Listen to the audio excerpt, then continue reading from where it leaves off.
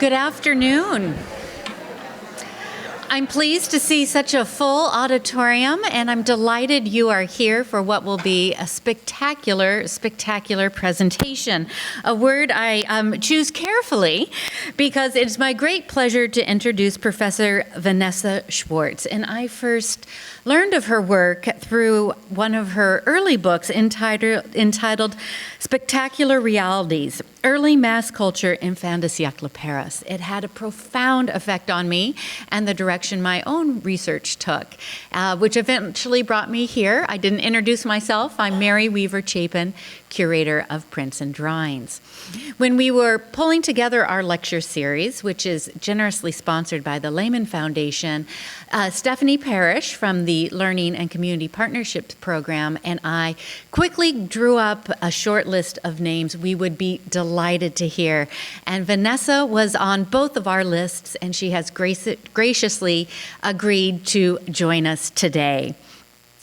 Her full-time world is at the University of Southern California, where she is a professor of art history and also of history. And she also directs the Visual Studies Research Institute. She specializes in 19th and 20th century European and American visual culture, especially photography, film, and design. She has written extensively about Paris in the late 19th century and the origins of mass visual culture. And I would urge you to look up her books, including the one I just mentioned, Spectacular Realities, as well as Cinema and the Invention of Modern Life. And here's a great title, It's So French, Hollywood, Paris, and the Making of Cosmopolitan French Culture. She is also the author of Modern France, a very short introduction. In addition to her work at USC, Vanessa is very busy with fellowships and roles in other universities.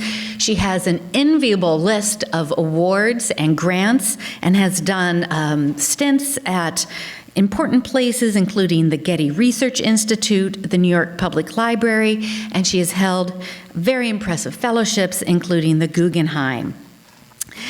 She has more recently been working on the history of news pictures in the 1960s. She has co-edited with Jason Hill, Getting the Picture, the Visual Culture of the News. Her book, Jet Age Aesthetic, The Glamour of Motion in Motion, will be published by Yale University in early 2020. Now, if that doesn't keep her busy enough, she is also working on a very exciting exhibition at the Musée d'Orsay and with our friends in Los Angeles at the Los Angeles County Museum of Art, entitled Vivement le Cinéma, about the origins of cinema in Paris. It will open in Paris in September 2021, and we should all fly to LA to see it at LACMA in the spring of 2022. So please join me in welcoming Professor Vanessa R. Schwartz.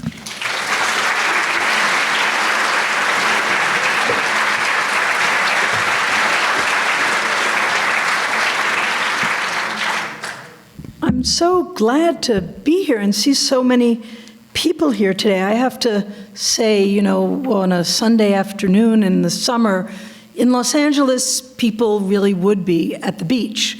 And so I didn't quite expect to see so large an audience, and I will try to now recalibrate my expectations about this presentation. I'm really happy to be here and to present a talk that relates to the exhibition upstairs, which I did have the privilege of seeing in Paris in 2014 in an even larger, this is a fairly large exhibition, and I saw it in an even larger version in Paris. It had, I think, almost twice as many objects, if you can believe it, in Paris in 2014. And I would like to thank Mary Weaver Chapin and also Jaleesa Johnston and Stephanie Parrish for inviting me and making it possible to support my visit here today. And I want to begin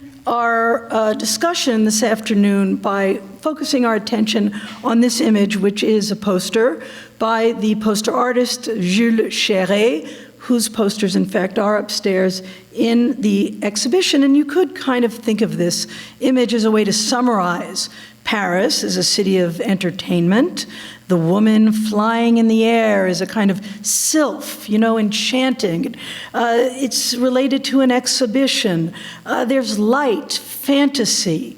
Things are entertaining and beautiful, but really, to me, nothing could be more obvious or banal than Paris, than French Barbie. French Barbie is dressed as a can-can dancer. And on the back of her box, it says that actually she lives in Montmartre,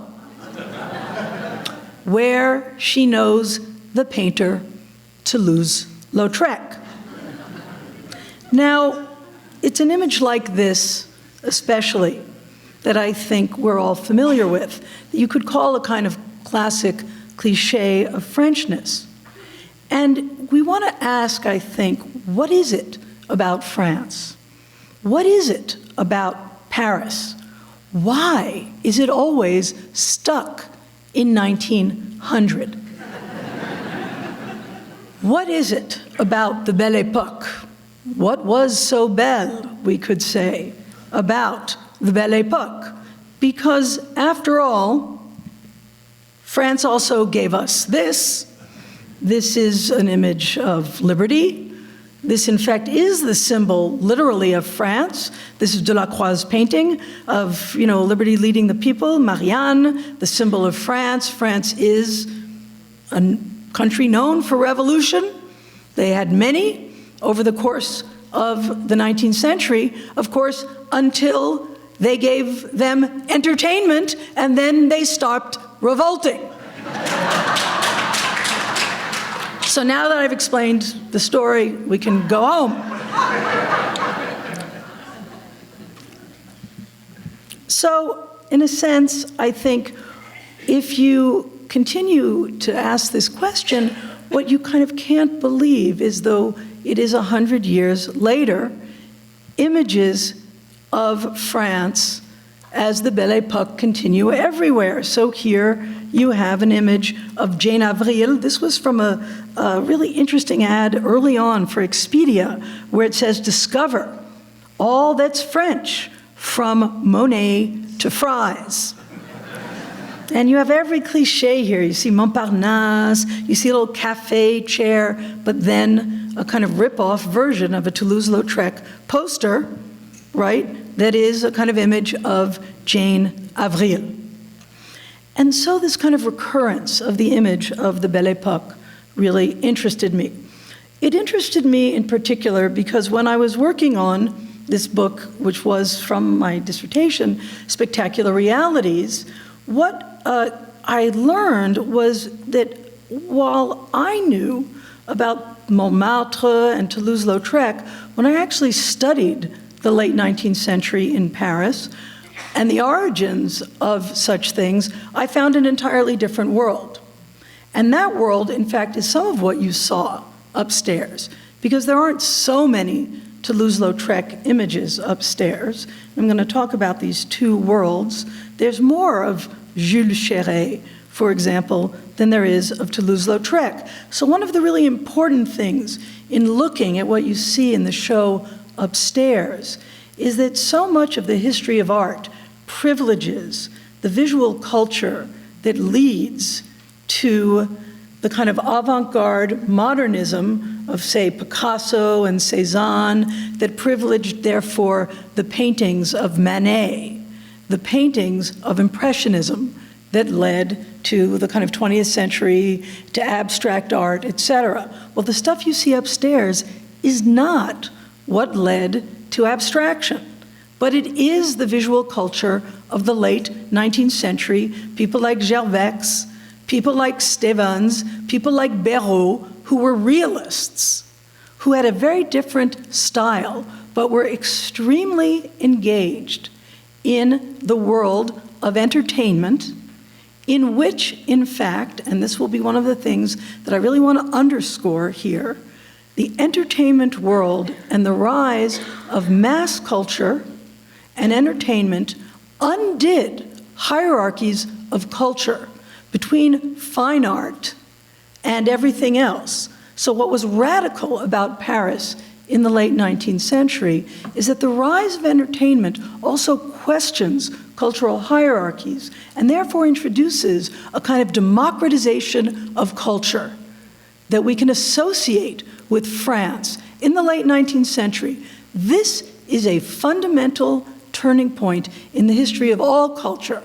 And this is why we can question canons of culture in general. And that makes all cultural canons kind of open for questioning.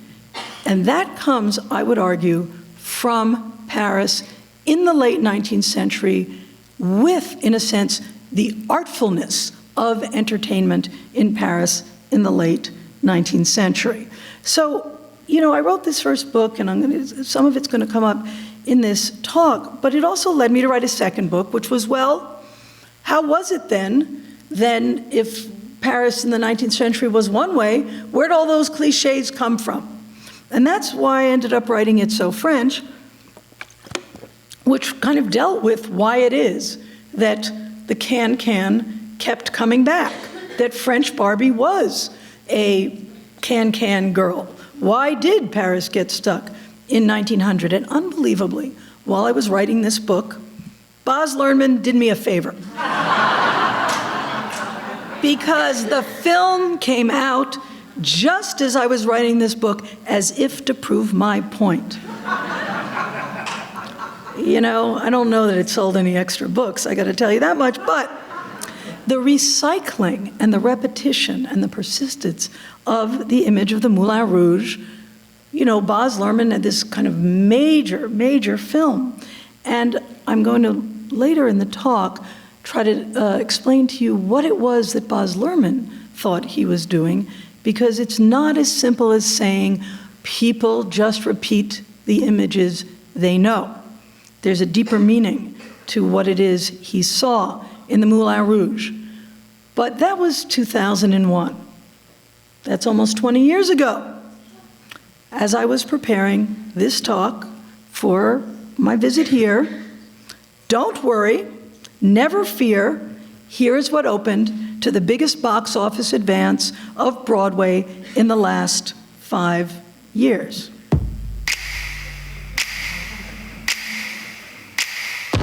No matter your sin, you're welcome here.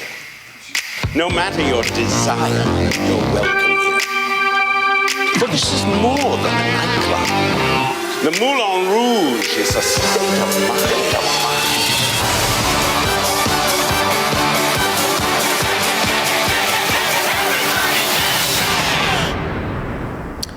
That's right, Moulin Rouge. So if you don't think Paris 1900 is relevant, let me read to you what Ben Brantley, the New York Times film theater critic, wrote.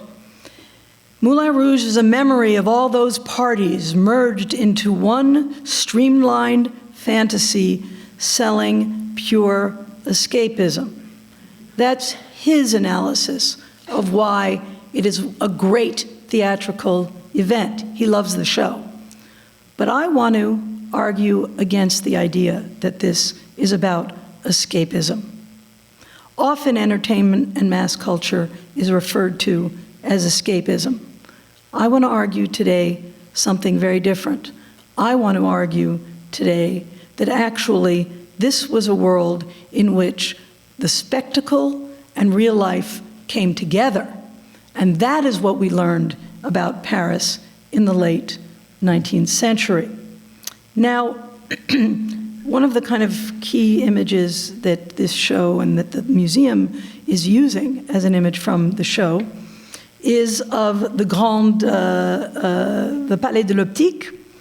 And what I love about this, if you look back here and you see the moon showing in this image from Moulin Rouge, again, and I will talk visually, not just that, you know, it's set in the Moulin Rouge. I want us to think about what are the images that appear and reappear. Here, the moon.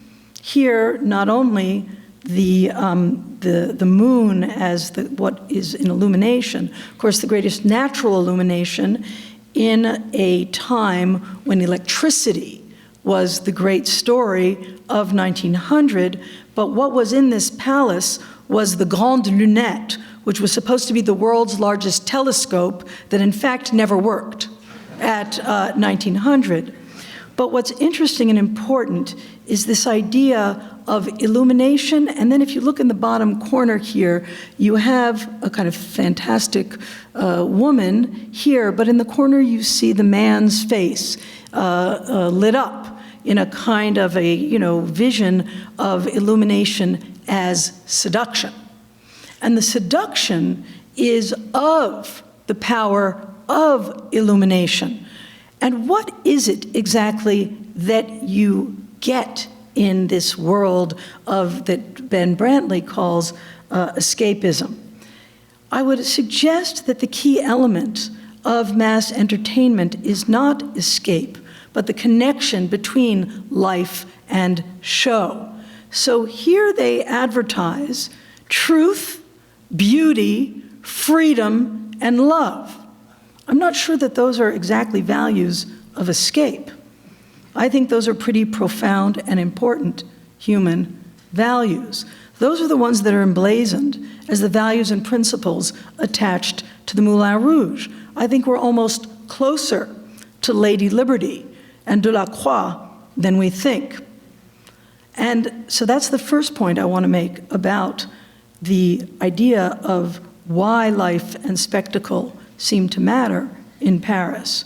And I also want to suggest, and I think this is the bigger idea of the repetition of Lerman's interest, our interest, is that in replaying the Moulin Rouge and replaying this visual culture, what gets set up is a genealogy, which is to say, one of the reasons we keep going back to Paris is because, oddly enough, we see ourselves as coming from there. Now, I've already spoken to one person who's actually French, but how many people, in fact, first of all, have been to Paris in this audience?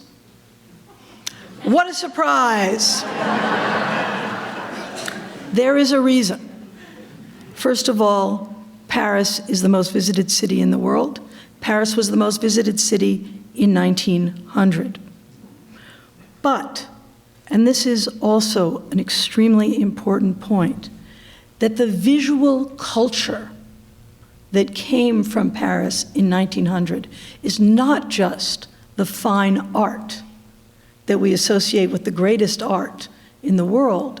It is also the greatest entertainment in the world, and that people like Baz Luhrmann understood the connection between the art of the 19th century, the entertainment of the 19th century, and our own quality entertainment. And so one of the things that I'm going to suggest today in this presentation is that by turning back to the Belle Époque and keeping that Belle Époque alive, what we're doing is seeing ourselves, an American, and in Baz Luhrmann's case, Australian, but only technically, what American filmmakers were doing was looking back at France for the origin of their own culture in 19th century France. And that's why you've all been to France, because you are, in a sense, connected to that culture. But before we get to that kind of broader argument that I've laid out, let me say a few things about Paris. Because how did life and spectacle come together? It's not just an assertion. It happens because first, the built environment changes.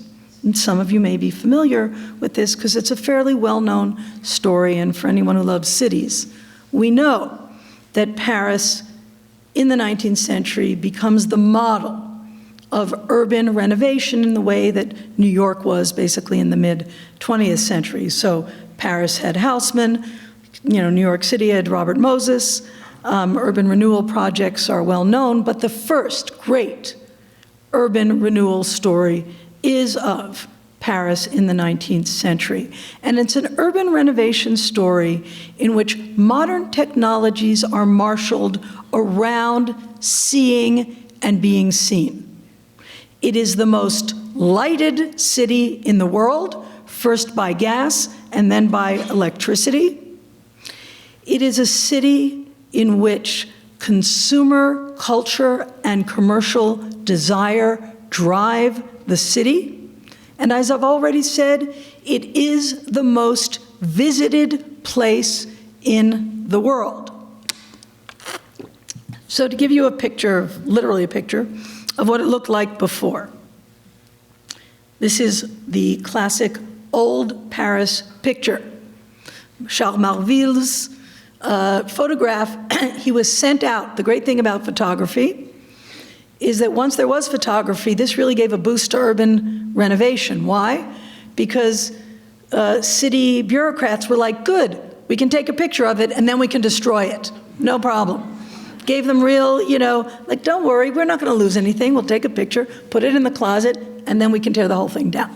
So Charles Marville worked for the city of Paris in order to kind of catalog what the city would look like, used to look like before they tore it down. And so we have a lot of great pictures of Paris on the verge of being torn down.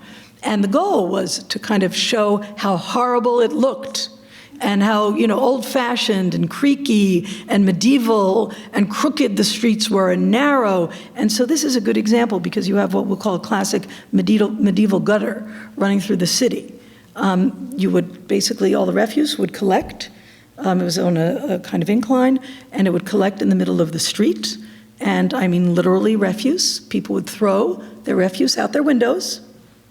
That's called tout à la rue system. Okay? Just throw it in the middle of the street, and then in the middle of the night, there would be carts. And the guys with the carts would come and sweep it up from the gutter, which was in the middle, and they would run water, which would also be on incline and help kind of, make it all go kind of downstream. And smelled, it wasn't very nice. And also the buildings were close together. You can see that they're narrow, it's dark, and they're not necessarily at any particular rational angle because, of course, they just grew what we'll call organically. An image like this shows a city in transition, and where, interestingly, photography was used to document these kind of, and describe these changes. Now, Paris, it should be said, was not the largest city in Europe at the time. London was bigger. But Paris was growing faster and was also an immigrant city. The vast majority of people who lived in Paris were not Parisians, all through the course of the 19th century. They were from Lille, they were from Lyon, they were from the French countryside. There was an enormous migration from within France, mostly, vast majority until the very late 19th century, when there was the Pletzel of Paris that developed, of Eastern European Jews mostly, who came to Paris. That's what kind of counted as migrants to Paris. But people were not born in Paris. They were born from outside Paris, but mostly were French. Then some Italian workers came, as well as Belgian workers as well. But it's an immigrant city in terms of, at least migrants, but it is not as large as London. It's the second largest city in Europe. But you can see here also the kind of shanties on the edge of the city, and you can see also the delineations between city and country. I show you here the studio of Nadar, who was the kind of best-known studio portrait photographer of the 19th century, because, of course, Paris is the birthplace of photography. And one of the reasons why we know so much about Paris is because it is one of the most photographed places in the world, not just the spaces of the city, but the people of the city. So it's not just that, they could take pictures and then have it, kind of inventoried. But remember that also photography is a commercial form. It's not seen as an art. It is seen as a business in the 19th century. It is for purely entertainment, economic.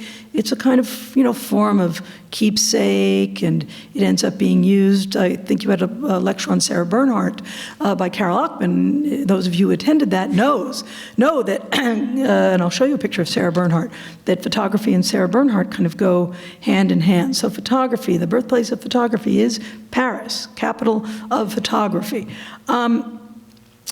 Back to urban renovation. So Haussmann photographs the city and then tears down the old building and makes way for boulevards, right? This is a guy who loved the straight line. He opens up old crooked streets and he makes big, broad avenues, but the crowning achievement of Haussmannization, which happens after Haussmann and the emperor are both out of power, is the Paris Opera House, which is a big, beautiful building that, of course, is the endpoint of a giant boulevard, the Boulevard de l'Opéra, which in fact is the endpoint of one boulevard. Two boulevards meet this boulevard. And this is the Opera House that's finally completed in 1876. The creation of broad boulevards, some people say, is important because it can help prevent revolutions, because if you need to, you can roll the army right down the boulevards. But, of course, it also makes the city easy to see. It makes flow. It makes the city something to look at.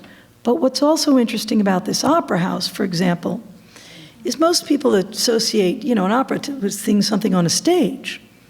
But the culture of looking and seeing and being seen inside the opera house, as anyone who's visited the opera knows, happens inside the opera on the staircase, not just inside the opéra, not just inside the theater itself, but where the stage is. But the building itself is a proscenium. The building itself is a stage. And when you go to the opera, you are on stage. You walk into that building and you are going up a set of staircases. You are on stage. And you walk around, you look at people, you are there to be seen, and there's a lot of entr'acte. Every opera and every ballet has 2 or 3 pauses. So the show stops and you hang out and you look and you walk. And there are the little boxes, and you can see, it's a small inside. You can see who's there, and that's inside the theater. And then when you come out, you are looking. So this is a culture in which life itself is a show. Life itself is spectacularized. The streets are also renovated, and there's a creation of what we call a kind of modern streetscape, in which such modern amenities as the new public urinals were introduced. Paris is well known because apparently it's impossible for men to, kind of stop themselves, so they needed public urinals in the middle of the street, which now also there's a new modern improvement of this. I don't know if anyone's followed, but in Paris there's now ones like this also where they don't even have the walls around it anymore in Paris. They've just given up. And now they're like, please don't go in the middle of the street. So we're going to create now just a new modern urinal without the walls, just to get people from stopping doing this literally on the street. So it's a big problem. So anyway, we can have a whole discussion about that if you would like, but we're here to talk about art. Anyway, but the modern streetscape includes here, this is a wonderful picture because you see the modern urinal, but you also see the street lamp behind it. And then I've highlighted for you something that we're gonna, try to spend a little time on, which are these kiosks, we can call them. They're Morris columns, and they are where posters were allowed to be posted. And here also you see the containment of posters. This is the Boulevard Rochechouart, which is right at the end point between, again, city and outer limit, city and Montmartre. And so the creation here of a chalet where the posters would be placed. And you're thinking, well, why do you need a building? Well, because if you don't have a building, you have this. You see a kind of chaotic, and it's hard to see, sorry, it's so dark, but it's not so easy to have, photographs from the period of the kind of chaotic placement of posters. And what I like about this poster, it also shows that one of the things that gets introduced in this period is the poster that is mostly pictorial, because posters transition from being mostly made of words to mostly made of images. And that's something that you see upstairs because posters are informational. Posters are publicity. Posters are forms of commerce. They're ads, okay? They're not art. They're ads. So while they are beautiful, and while even in their own day, people started to collect them, we need to understand that they were made as publicity, whether we value them or not, for their aesthetic value. We've got to say what they are. They're advertising, okay? So, the cathedrals of commerce, of course, the French are the great pioneers of. This is a department store. You may have even visited it. It is the Galerie Lafayette. The French are pioneers in a culture of shopping based on looking. You're thinking, well, maybe you do or don't know the history of shopping. I'm an expert on this. My family has suffered from this. But in other words, even when you see that entrée libre, you're like, what does that mean, entrée libre, free entry? I'll be brief, but it used to be that you had to have a purpose to enter a store. And you had to know, could you imagine? You had to know what you wanted. And everything wasn't on display. The people behind the counter controlled everything and you couldn't see it. Now the good news is you could bargain for prices. It wasn't a fixed price. So in exchange for fixed prices, you, the consumer, get to see everything and touch everything. And everything turns into a kind of a show of the goods. And that develops in France, where the first department stores are pioneered. The first department store is the Bon Marché. And they get more and more elaborate. And of course, the most beautiful, I like the Galerie Lafayette here. But again, to think of it, that if the cathedral, in the Middle Ages is this kind of house of God, if, the 19th century is kind of the origins of industrial society and consumerism, the cathedral of the 19th century is the department store.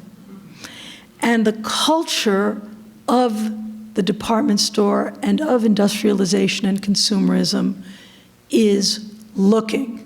Now, of course, what's interesting, for those of you who may have been to Saint-Denis and seen the beautiful, pink windows, they are also light, right? The light of God, you looked up.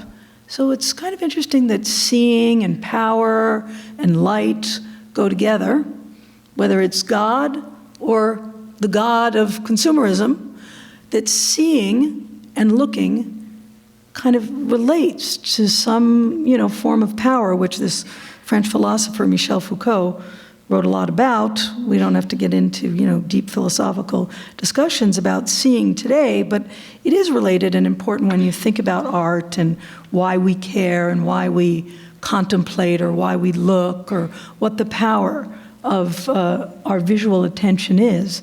I think it's not a long way off from the power of, and why religious culture also always involves seeing and looking.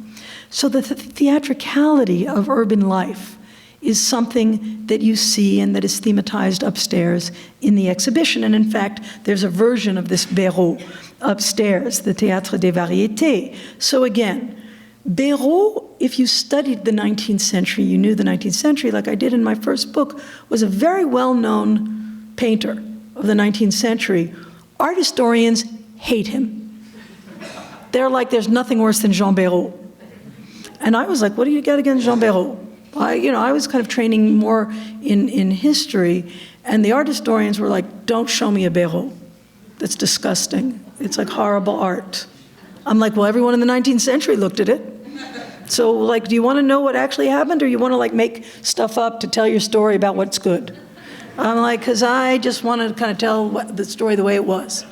And that's what's great about the show that you've got upstairs, because it's actually a much more kind of richer picture of what was going on in the 19th century. And actually what's important about that is, as I said, that facilitates a much more complicated story about, what access to culture really was about. So here, with Béraud, you see this kind of theatricalization of urban life. You see the parading of all sorts of people on the street. You see a story in which different kinds of people are occupying urban space. And this is something that is represented over and over in these kind of urban streetscapes that these realist painters were obsessed with. They were also obsessed with new spaces of publicity and display that were part of this new redesigned city. And in particular, you see here something that was called the Morris column that was designed to be put on the new sidewalks to kind of contain the posters, and that spread throughout public thoroughfares. And what's important about this is it showed that the city was in motion, that people were going to be in motion, and that there'd be a new and mobile form of art that would be designed to capture your attention, that would be an attention in a state of distraction. How do you make art that's meant to address you while you are in a state of distraction, while you are on the move? That's a different kind of art than one that assumes that you are absorbed. That is the skill of the publicist. That is a different kind of art form, right? And this was the art of the poster. And just to make a point about how mobile that art was supposed to be, these are the hommes sandwich who literally walked around with posters on their backs. But posters were everywhere here so you could go to the theater, and before the show began, the theater curtain had posters on it. And just to give you an up close, here you've got a poster. Just to give you one example, you can see this is, poster, the curtain that's advertising a bunch of shows, one of which, for example, is the Musée Grévin, which is a wax museum. I happen to be the great historian of this wax museum. But what's important about this is in this wax museum, you see the opera. So you have a kind of mise en abîme in which you're going to the theater, you're seeing an ad for a wax museum, and at the wax museum you're going to go and you're going to see the opera. So it's like endless spectacle of spectacle of spectacle. What Lerman's show in the Moulin Rouge is called Spectacular Spectacular. And that's what he's talking about. And here, by the way, is the front, of the Musée Grévin, the wax museum. The president of this wax museum for many years was Jules Chéret, the guy who made the posters. And not only that, you can see in the front, I've got a little square around it, that's a poster that is this poster. What is this a poster for? The pantomime lumineuse. What were the pantomime lumineuses? The first projected, moving images shown anywhere in the world in 1892. This is the birth of the movies. So the Wax Museum, which represented the theatrical world in realistic fashion, because that's what wax museums do, is also the first place where the movies were born. And what are the movies if not real life, realistically represented? So again, life and spectacle coming together. Now, Paris in the Belle Époque, of course, we cannot miss the exhibitions. I've already said that it's the most visited city in the world, and one reason that Paris is the most visited city in the world is because of the universal expositions that were held in France over the course, and in Paris, over the course of the 19th century. In 1889, the Eiffel Tower is built. What did it symbolize? It symbolizes modernity and the triumph of engineering. It is the first purpose-built tourist attraction. It has no purpose. Its only purpose is to be seen and to see from it. Think about it. It is built in 2 years' time. Just to give you a sense, the Washington Monument took 40 years to build, and it kept sinking. This is the highest tower in the world when it is built. 2 years. 2 years. The French are the greatest engineers in the world at this time, right? Still, by the way, they did build the Concorde and came up with the, Minitel before we had the internet. I mean, I could go on. They're not exactly slouches when it comes to science and technology even today, but they were known for science and technology, and this is a tribute to the ability to have the rational, modern life and architecture. I'm going to kind of speed up a little. At the expositions also were simulated environments, worlds within worlds. And so you get also the universe in a garden. And here, for example, the Rue de Caire in 1900, the importance of not just imperial worlds, of course, the greatest empire of the period were the British. Second to them were the French, and the French had their own empire, but at the expositions, they brought many people from all over the world to be at the expositions. Here, the Cairo street, and here's a drawing of donkey handlers from the Rue de Caire. But what's very interesting, so you would have a kind of the world came not only to the fair, the idea was to collapse the world in Paris. These were universal expositions. Machines were on display, but also the entire world was on display, but also they brought their own past back to life. This is Vieux Paris, Paris, 1900. So it's very important to understand that there's a kind of collapsing of time and space in the expositions. And it's not just a simple, flat-footed idea of, they brought the world, on display because they're an empire. It's a much more complicated story because they even, as I said, brought their own world back to life. And so what's important about seeing the universe in a garden is this idea that you can theme the world, that you can have these, what I would call, liminal spaces. And of course, that's how we have theme parks today work this way. And so, with all this modernization, the borders between modern and liminal zones become what the spaces of entertainment are. And that's where Montmartre comes into play. Because, of course, Montmartre had only been incorporated into Paris in 1860. It was, until 1860, a village outside the city of Paris. One of the things that Haussmannization did was integrate certain Belleville, Montmartre, outlying suburbs into the city of Paris. And here you have a little windmill in Montmartre as part of the city, and a leftover windmill became a drinking place. Why? Because it's cheaper outside the city to drink because the taxes are different.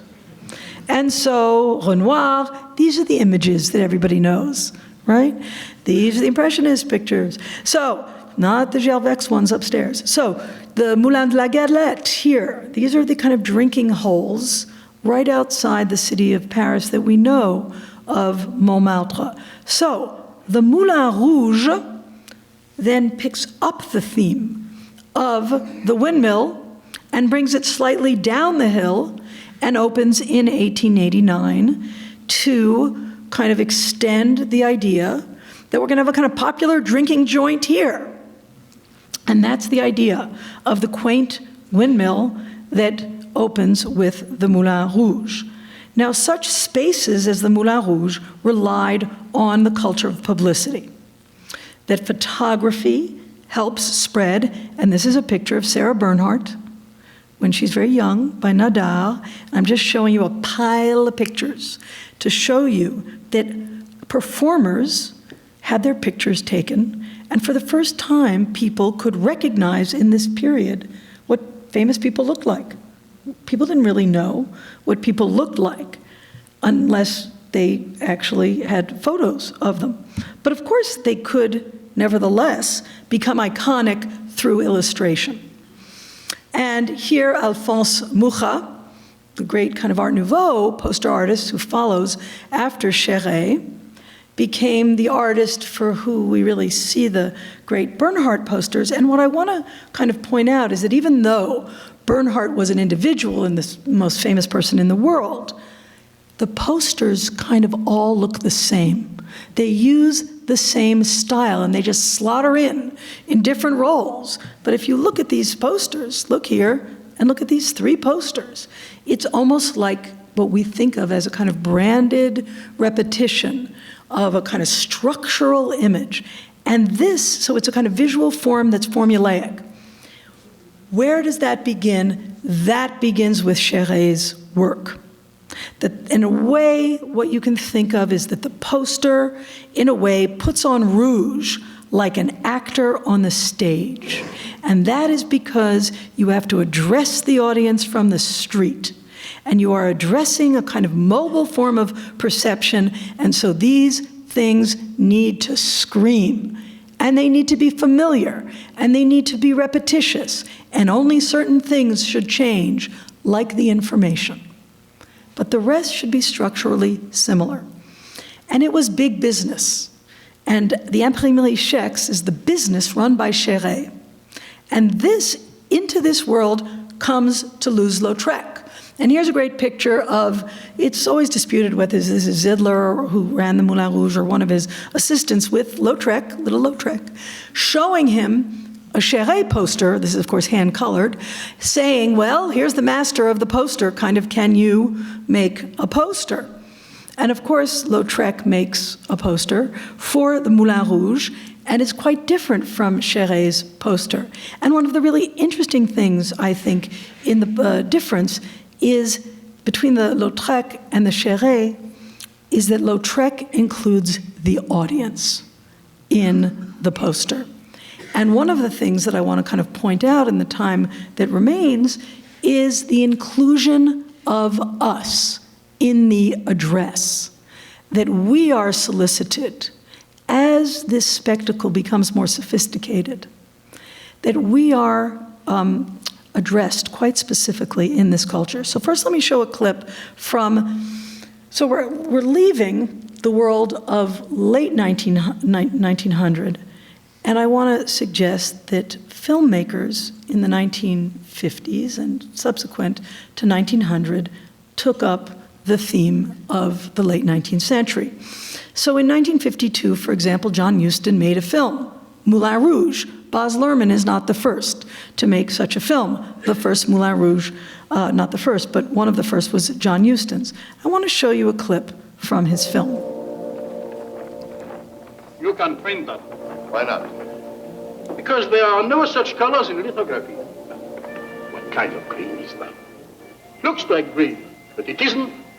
It's blue, pink, yellow, gray, anything but green. I mix the paints. I shall blend the inks. So this is the making of that poster, according to this film. Impressive. What are you doing? Stippling the stone. No. It's impossible. No one has ever done crochet with a toothbrush. Seems to work.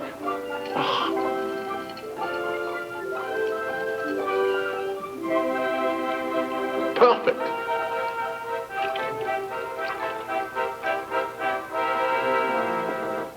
Not enough acid, and the solution won't bite. Too much, and the fine lines will break.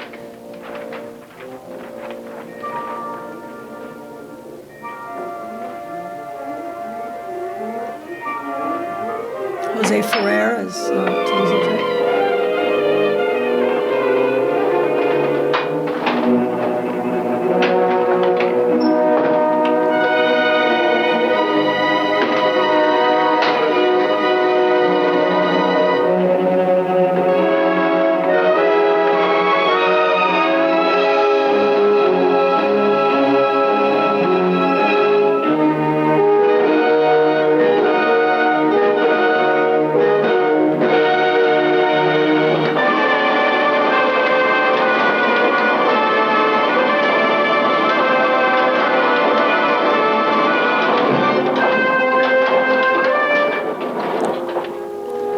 Now, what's important about this clip, which seems to be very technical, why is this in this movie going on about, this relationship?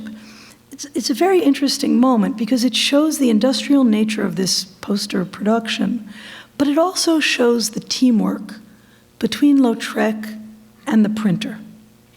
And I want to suggest that the reason John Huston fixates on this moment, key moment in the film, the making of the poster for the Moulin Rouge, not something you'd think some guy, Hollywood movie, is going to be focused on. But it's because people like John Huston, who are making these kind of, nostalgia films, you could say, about the late 19th century in the mid-20th, understood that, wait a minute, this is how we make movies. It's a team effort. This is art, but it's also commerce. You can have industry that is artistic. Teams get together, and it's actually very complicated, and it's very precise, and it's very artistic, and then we run the machines, and then we make something that looks like industry. And so the argument that I want to make is that this fin de siècle, repetition is also about heritage. It's that we are interested and they are interested in this art because it is the birth of an artistic commercial culture. And it's one that makers of mass culture recognize. It's also one that is, I'm going to skip this, very familiar. And so all of these movies that were made after the fact literally recreate the visual culture of the late 19th century. Well, it's not so hard to because it was extremely familiar. So here you have, Jose Ferrer advertising Van Huston's Moulin Rouge shirt, but, it's not hard to have found posters, sitting around in the 1950s. It's not rare material. It's material that actually people were familiar with, they could get. Or, for example, the opening credits of Gigi, the film which also won Best Picture, 1956. But here you see the opening of Gigi, and there it's done over some beautiful drawings by Sem.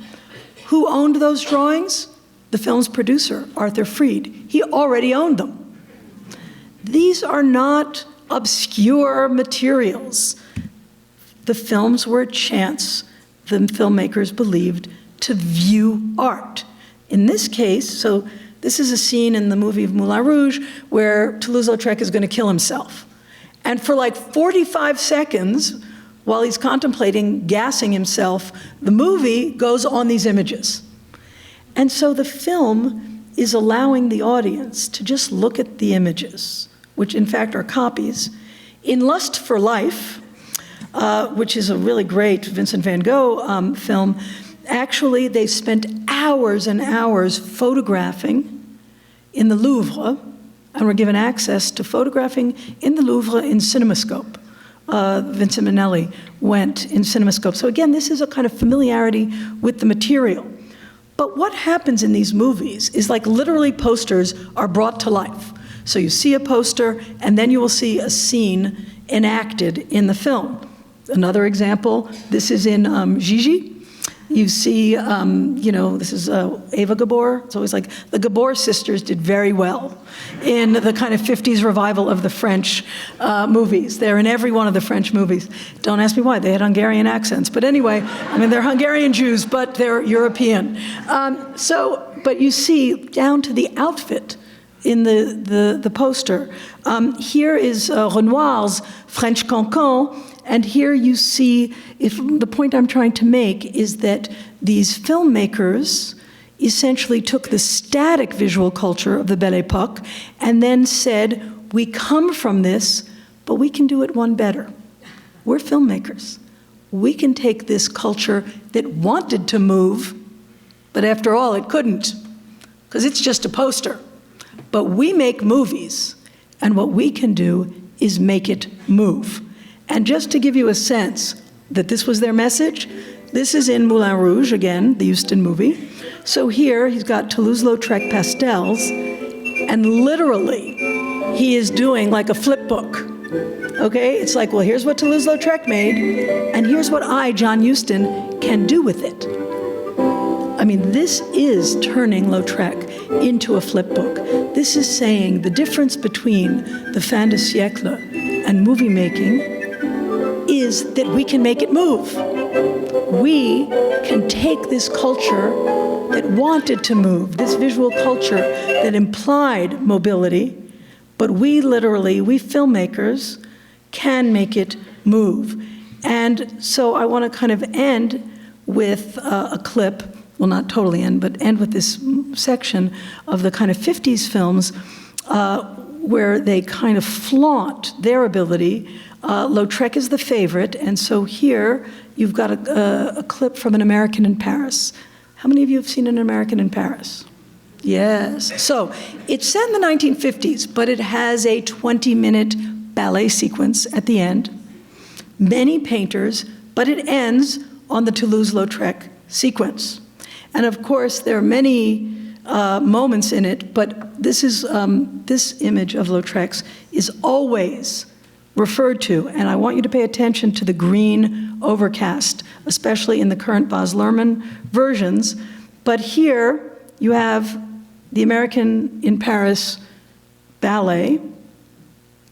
Let's see if I get the clip going. Yeah. So again, Lautrec turns into an homme sandwich. And here, Kelly plays Chocolat, the African clown who was an acrobat. Again, he moves against static cardboard cutouts. I can move. Lautrec is static. I wiggle my butt because I'm in a movie.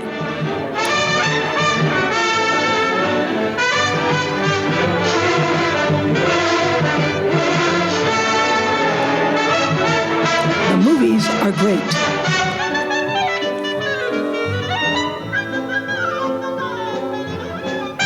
Here come the can-can girls.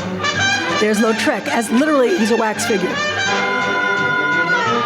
Here, Leslie Caron as Jane Avril.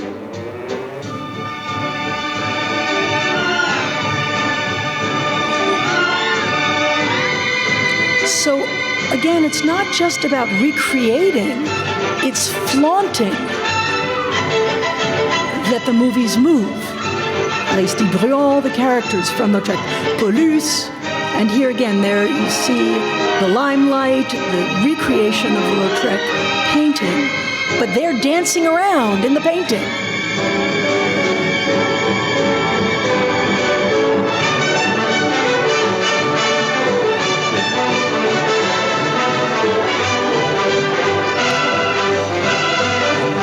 And then again, you see they move, so the stiffs move and become can-can girls.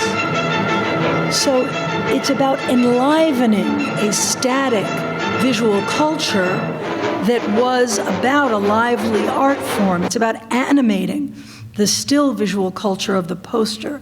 And that's what's special about the movies. And yet it connects the movies to the commercial culture from which they are born. And in that way, these movies are heritage films. It's not just that, oh, they keep repeating the Moulin Rouge, in a kind of mindless way. It also suggests that this is where we come from.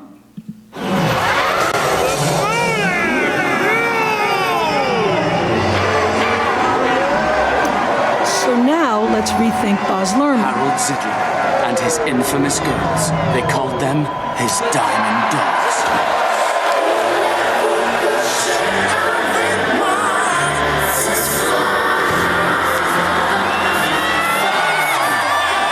The flights of awful ball, and living's just a chore. Because death's not much fun. I'm just the antidote, and though I mustn't gloat at the Moulin Rouge, you'll have fun! Now, to scratch that little nigger, every little wiggle, you'll know that you can. So now we've got slow motion.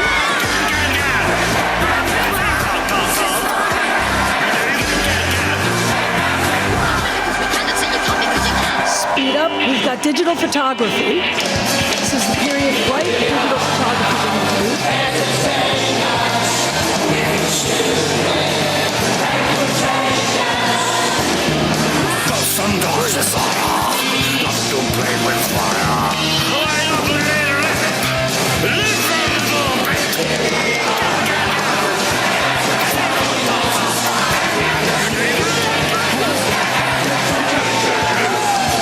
Outside it may be raining, but in here it's entertaining.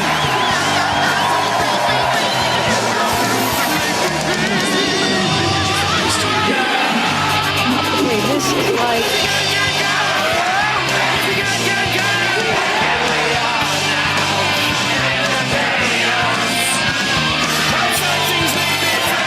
Here we are now, entertain us. Outside it may be raining, but in here it's entertaining. So now what we see is a kind of late 20th, early 21st century version of the same thing. Here the audience is not only solicited or depicted, but literally brought in, but visually and interestingly, Luhrmann is using in the same way that John Huston or Vincent Minnelli was using certain cinematic techniques. He's using the kind of what we'll call the lingua franca, the latest visual techniques of the period that he's making films, the early 21st century, all of the crazy digital technology. I call this Moulin Rouge syndrome. I actually had an aunt that developed a terrible, a vertigo from watching Baz Luhrmann's film. She never recovered, frankly. But it really is about using digital effects, right? And so again, it's using the new language of the cinema to refer to the early language of mass culture and to continue the line to say, this is a reminder that we build on the Belle Époque, that these are publicity materials. This is the poster art come to life. But now, Zidler, that's the kind of, character, he's become the MC, he's in the picture, he's telling you to join us, that outside it's raining, and he's gonna literally go outside, but he's gonna fly outside, because that's how our own visual culture works. And, in here, it's entertaining. And this is more, of course, like MTV than, the 1950s was, but it's, again, a reinterpreted lingua franca of today that continues to connect to the late 19th century.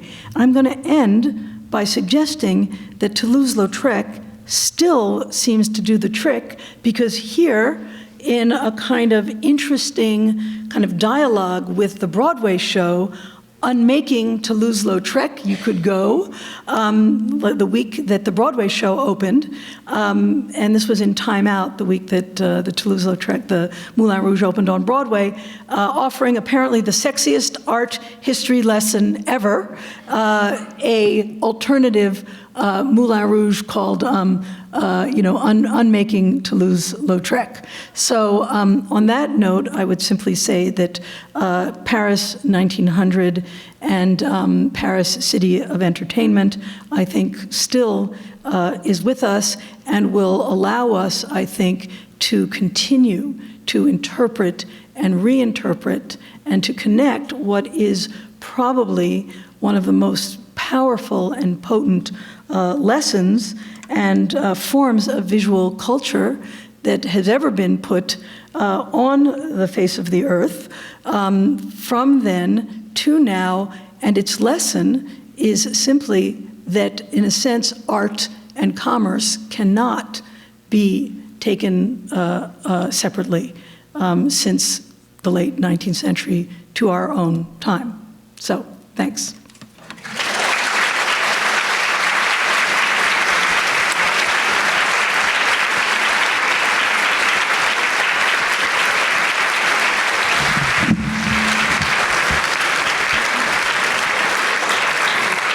I will be happy to let those who need to go, and then if you want to ask some questions, I'm happy to answer any kind of questions that I either did address or things that you have questions about that I didn't address. And we have microphones on either side of the room. If you wouldn't mind raising your hand, and we'll pass you a mic so everyone can hear your question.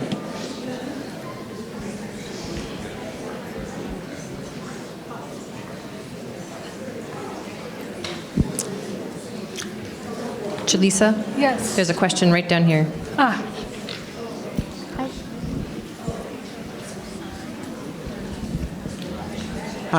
What struck me about a lot of what you were saying in the images that you were showing is reminiscent of an era that I study, the Weimar Republic. And the culture of the Weimar Republic was very much in line with this. Have you done any work about the connection between the Belle Époque and the mass consumerism and culture of the Weimar Republic? So I personally don't work on Weimar. There's a guy named Peter Yelovich who wrote a really good book called Berlin Cabaret that deals with that topic in and of itself. I think that one of the interesting things is that many people who work on Berlin talk about Berlin's kind of late modernization, and Germany's late modernization. So it happens kind of all of a sudden and fast. In Berlin, Berlin is the kind of European version of LA, in the sense that, suddenly there's Berlin, and it like wakes up, and it's the 20th century, and it's modern all at once. Once a backwater where no one was, almost in Poland. And then it could be Paris. And that's kind of the story of LA. Like, who's in LA until it's one big city, where the movies are. So it has that kind of equivalence. And there's absolutely a question of a bohemia in Berlin. And of course, you could say, well, Cabaret the musical, Cabaret the movie, all of this is absolutely a version of Moulin Rouge. And what's interesting, and I was saying this actually to Mary earlier, is that these movie versions of Moulin Rouge, Baz Luhrmann, I feel passes visually through Bob Fosse's film Cabaret. And that Cabaret, of course, you all are familiar with Chicago. Chicago the musical and Chicago the film are by the same people who did, Cabaret the film, which is very much inspired by, studying Weimar and studying Isherwood stories and all of this. So there's a kind of continuity of interest in bohemian cabaret culture, I would say, and a kind of underground freedom, love, sex, and it gets more and more like that and less like actual Paris to me. And it all just becomes kind of cabaret crazy. And so that is why it becomes more like Weimar. Of course, Weimar and Cabaret the film has a brilliant decadence before the Nazis theme, which this does not have, to me. This is more about really the origins of commerce. So I think there, and there, of course, in Weimar, you also have dancing on the volcano before there's no money, right? Before you have a gigantic economic crisis, and then, you know, you're killing Jews and throwing them in the streets and all of that. You know, so it's a little different. Yeah.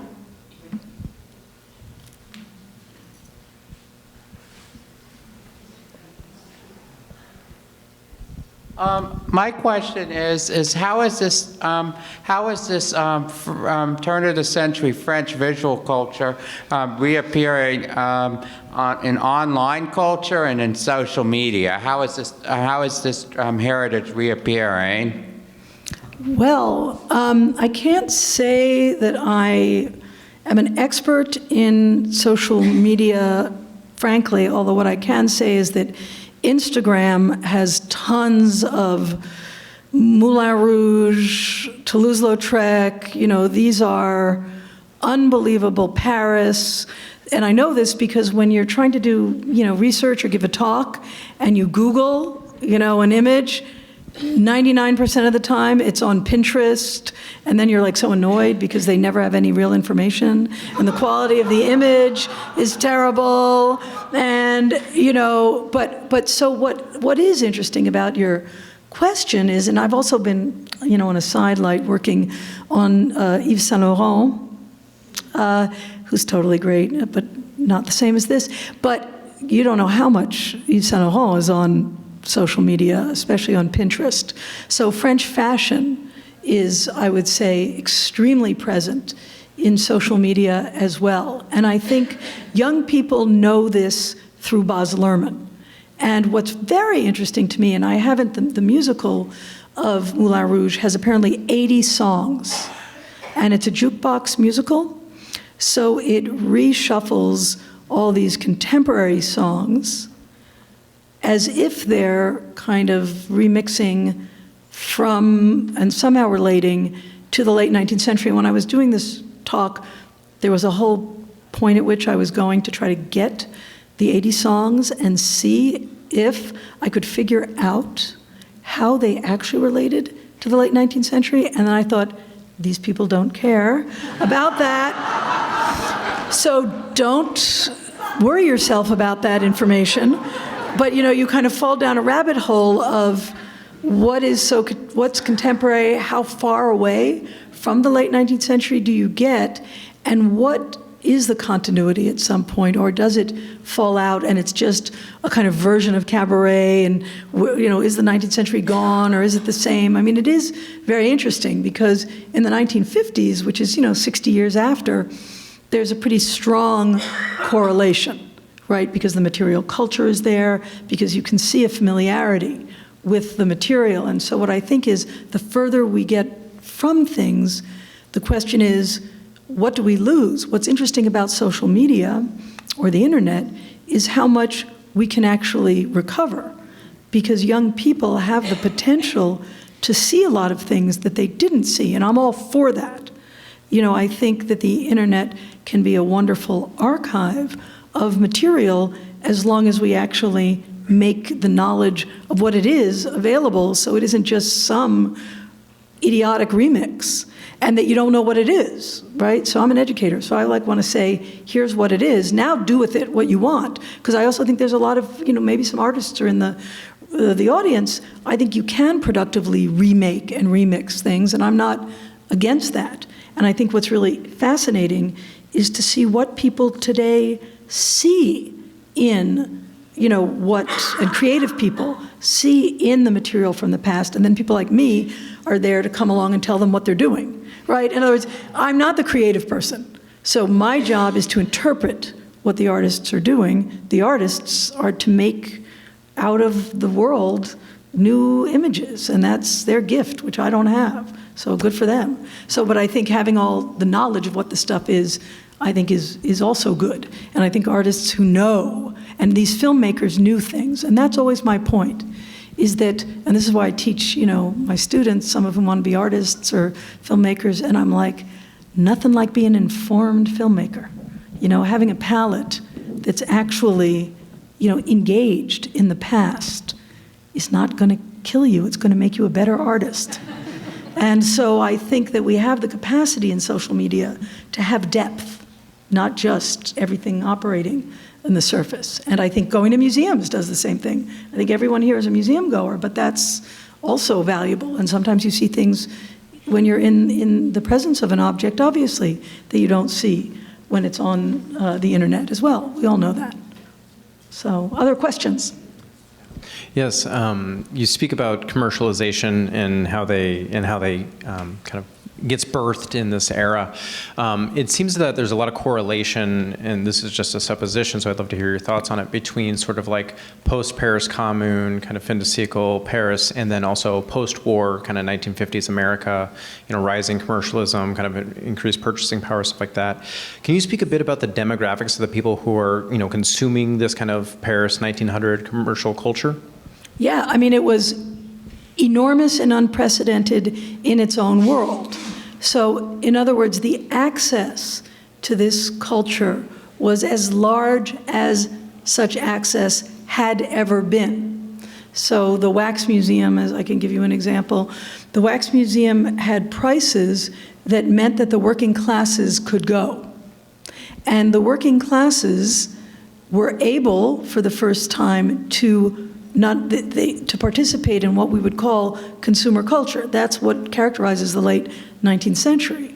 And not only were they able and had purchasing power, but also it was expected for the first time that people of different classes would actually be in the same place, which was not beforehand ever imagined, and no one was comfortable with this until the late 19th century. And we see this even with the movies. So that, you know, people always thought, did the elite go to the movies? You know, everyone said, oh, it was really the working classes who went to the movies. In 1897, there's a terrible fire at something called the Bazar de la Charité. And what we learned is that, so that's like a fundraising event, and all these aristocratic women burned to death. Not so good for the aristocratic women. But what we learned is that these aristocratic women were going to the movies. So, unbelievably, we start to see, and again, we take this for granted. We take for granted, and we always are like shocked and start pointing fingers if there's kind of culture that seems to not be shared. But there's a small window when real mass culture emerges, and that is in this period. And it's between kind of, 1880 and probably 1970 that you have real mass culture, and then you have the emergence of what people call niche culture. And it's really after the 70s with the rise of cable, and I could go on, the death of the mass periodical magazine, and I know a lot about this, but it's not necessarily this moment. But so there really is, there are sometimes certain venues where there are different seats, but the expositions had free days, et cetera, even to solicit even a larger audience. They had hours that were long. So this is really a moment where there's the idea that everyone should participate, and this is also the era of the 8-hour workday for the first time. The idea, right, working class people just always worked before. There was no now you have your time off. That didn't happen until the late 19th century. And then the idea of leisure is created in the late 19th century, which is to say, I'm not saying everything's great and everyone's rich, but you have to see things in relative terms, which is to say relative to when working class people only worked. This is the first time when there are notions that working class people should actually have time off. Okay? This is the period when they introduce the concept that working class people should have time off, when middle class people are willing to be in a room with working class people. This is that period. So it is a period of democratization, of leisure. And interestingly, it's a period when there's a great expansion of literacy and yet yet one can say there's a huge expansion in visual culture. So one of the things I've been interested in is as people can read more, there's also many more pictures. And so I reject the idea that images are a kind of replacement for reading, because literacy extends at the same time that there is an expansion in images. So it's not like one or the other. And I think these are also kind of really interesting questions. So that's just one little demographic answer. I mean, it's complicated by city and neighborhood, and we don't want to get into some micro-social history of every city of the world, but those are big demographic issues. The further south you go, there's something called the Saint-Malo-Geneva line, where the more Catholic a place is, the more illiterate it is, for example. And I could go on about all these things, but I will, kind of spare you the facts. Vanessa, we'll take one more question. Okay. There was one over here. One here? Well, there was, okay. This is not so much a question as it is show and tell. Okay. This is a bag made out of canvas material, and by a woman named Valerie, and the name of her business is Bag It. So it's the same image on both sides, but it's everything you were talking about.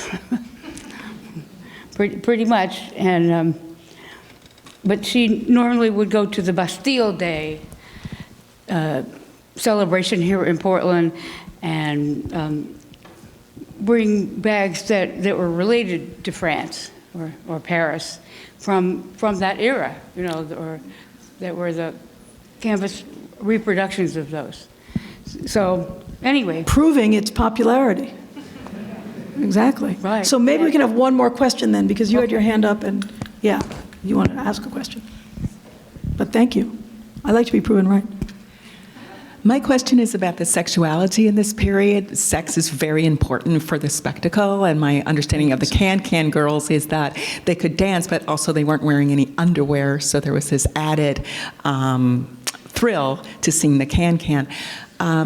How much of that was true in that period, that it was a period of sexual liberation, or is that something that's part of the commercialization of the period that we just like to have that idea of it? So liberation is a word that I think also is period specific. I think that what you're really pointing out, first of all, they did wear, underwear is also a kind of term of art, because, they were not nude underneath. It's that underwear itself is extremely elaborate in the 19th century. Okay, so the point is they weren't wearing, all kinds of, it takes 20 minutes to get undressed underwear, is the point. So they're wearing what is the very basic slips, what they call slips. So they seem naked because they're not really as enclosed as respectable women would have been. But it's not like you're getting a full view. That's the first point. Second point, the issue of every actress, and Mary writes about this. I mean, she's a great expert. You have one of the great experts about Paris in the 19th century as your curator here at this museum. So you should know that you're very lucky. And I, was very nervous giving a talk in front of her because she could correct me. And I just want to say this was a show that in a sense was imported to the museum, but you have a great commentator and interpreter of this period here. So when I go back home, any questions she'll be able to answer and more. And I really recommend every catalog and show she's ever done, because they're really great and they're the kind of standards on the topic, truly. And because she's written about many of these topics, especially sex. She knows a lot about sex. And I'm just saying, more than I do, and prostitutes, and there's the real pervert in the room. But because one of the really interesting things is we all know consumer culture is tied to sex and sexuality. Every actress is a prostitute in somebody's eyes, and some of them really were, in some ways. And I mean, I hate to say it, but I mean, what's so fascinating is if you read the Jeffrey Epstein scandal story, the kind of idea behind the modeling agency as a front for prostitution is fascinating because, of course, we're 100 years later, and how many young girls are still being offered, on the one hand, you can work, and on the other hand, really, they're being, essentially brought into a life of prostitution. So there is a relationship between capitalism, and sex for sale among women, and usually the men are the ones buying, I must say, that continues. And trafficking in women continues. And it's much better when it's just on stage and it's entertainment. I'm much more for that than I am for the other, although, there are people in Europe, as you know, prostitution is legal in Amsterdam, et cetera, so I don't want to get there, there's a kind of whole politics of the legalization of prostitution, blah, blah, we could get into it. That's what I meant by liberation is complicated. But in America, it's not legal. So, but in any event, I think, therefore, sex sells, that we know. Desire and commerce go together. We all love to touch fabrics, which is very sensual when we shop, et cetera. So I think that there is a continuum between consumer desire, actual sexual desire. People work on, fashion, spectacle. I'm a person who watches performances over and over. All aesthetic appreciation has some amount of, desire, baked into it. And whether that's, I don't think that's a form of exploitation at all. I think that's legitimate, totally. And I think the rest is really complex. And I think that's what people, I would say, work out in this. But there's no question that there is a lot, that there was prostitution everywhere in Paris in the 19th century. Brothels were legal in the 19th century in Paris. And actually the show in Paris had a lot more on brothels in it. And there were also, there was a beautiful stirrups that was used by the Prince of Wales. And because a lot of the brothels in Paris were themed, so just like at Disneyland, there were themed brothels. Like you could go and it would have like all kinds of theming. That's all I can say. And the brothels, like, the Chat Noir and whatever, they're like themed entertainments. In Montmartre, brothels were themed. And actually, to be honest, when I started working on the book that ended up with the Wax Museum that I showed you, I had a chapter on brothels in it. I didn't end up writing it. That was about how people looked through keyholes in brothels. And that was a part of the entertainments of brothels in the 19th century, is that there'd be actual people having sex in the brothels, but then there was a whole other, intercourse in brothels that involved just looking and paying to watch people in the brothel. So the kind of voyeurism of all of this is really, really interesting. So thanks for asking that question, because you didn't know how long that answer would be. But obviously, I think, sex is important to consumer culture and desire. So yes, thank you. Thanks very much.